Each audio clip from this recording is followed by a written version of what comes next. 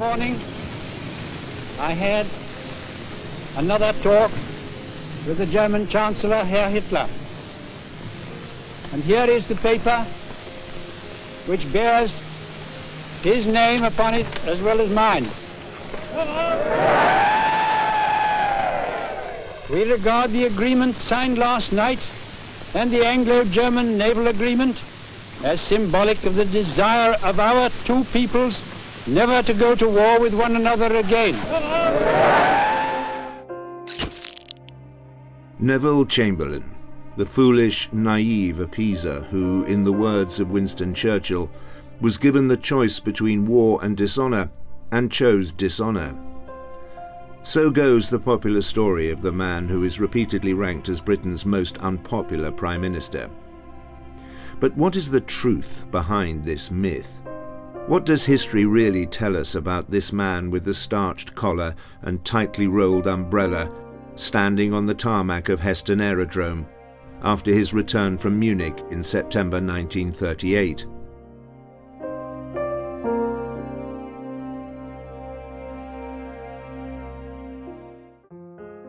Neville was born into one of Britain's great political dynasties, the Chamberlains of Birmingham.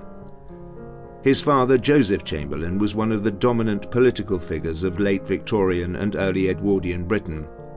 An iconic mayor who made Birmingham his political stronghold, he became the first self-made man to hold cabinet office as colonial secretary.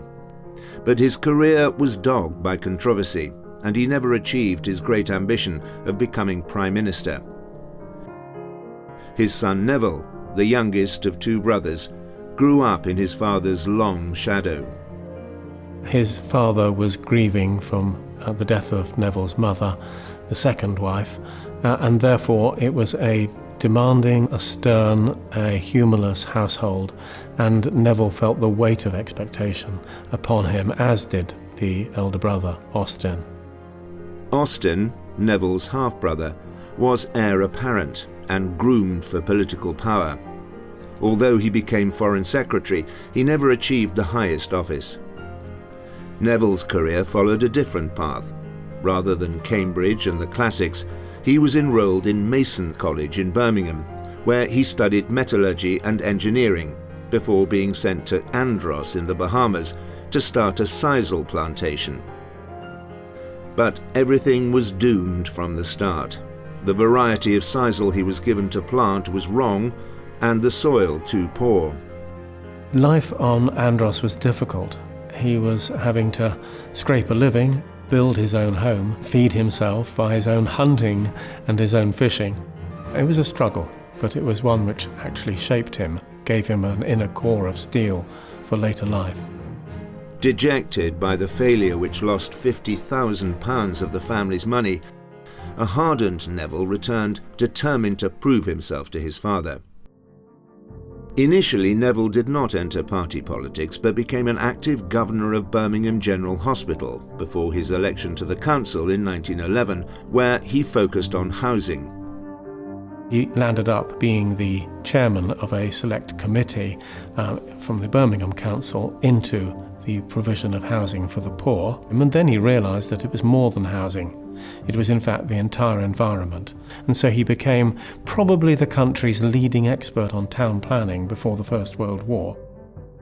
And it was the outbreak of war that dramatically increased Neville's responsibility when he became Lord Mayor in 1915.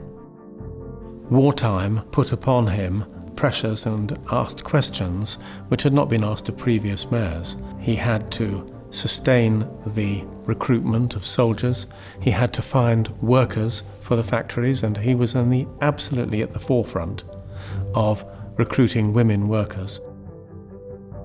The demand for munitions and war materials brought prosperity to the city, but ever the careful man, Chamberlain foresaw this newfound prosperity being squandered. He responded by establishing the Birmingham Municipal Savings Bank to encourage workers to save, and by the end of the war, the bank had more than 40,000 individual account holders. By 1918, Chamberlain's name and his achievements made a move onto the national political stage inevitable. Elected as MP for Birmingham Ladywood, he was soon in the cabinet and from 1923 became Minister of Health, responsible for a large swathe of domestic policy. It's a massive remit. He ran a super ministry. It was health and housing and hospitals and nursing and town planning, pensions. It was an enormous brief, and one which he was uniquely qualified to master. He had, after all, as Mayor of Birmingham, been closely connected to town planning, to housing and to hospitals. He came prepared as no other politician could have been. In his first of two periods at Health, the need to fulfil the promise of homes fit for heroes was his immediate goal. Introducing the Housing Act in 1923, he told Parliament, "Overcrowding constitutes a perpetual danger to the physical and moral health of the community." With an energetic programme of subsidies and incentives, 360